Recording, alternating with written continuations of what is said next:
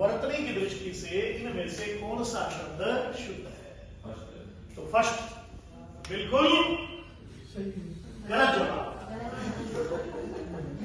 क्योंकि इसका जो राइट आंसर है वो बी है। इसका जो राइट आंसर है वो कौन सा है? बी है।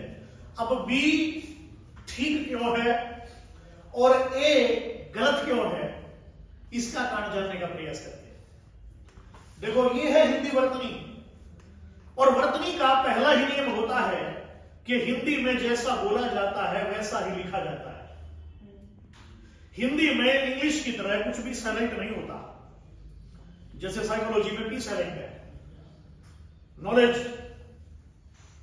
के साइलेंट है, डी साइलेंट है, चार्ट एल साइलेंट है।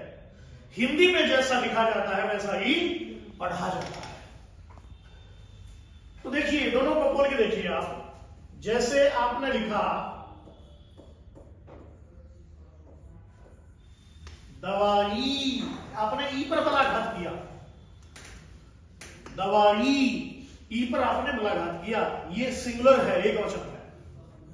और जब हम एक वचन से बहुवचन बनाते हैं तो ई क्या हो जाएगा? छोटा हो जाएगा।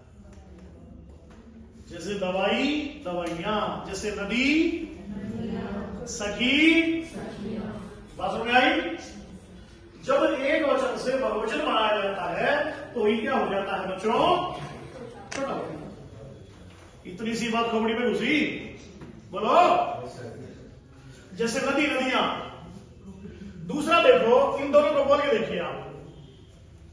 मैंने कहा ना, जैसा लिखा जाता है वैसा पढ़ा जाता है, तो बोलने में जो शुद्ध लगेगा वही शुद्ध होगा। ये पढ़ाई है, इसको पढ़ेंगे दवाइयां, दवाइयां क्योंकि बड़ी है। इसे पढ़ेंगे दवाइयां क्योंकि छोटा ही है। अब एक ट्रिक बता रहा हूं आपको, किसी बुक में नहीं मिलेगी, ध्यान दीजिएगा। ये ई है और ये है या। कोई भी शब्द हो, अगर ई के बाद या आ जाए तो ई हमेशा छोटा रहेगा। बात समझ आई बेटे?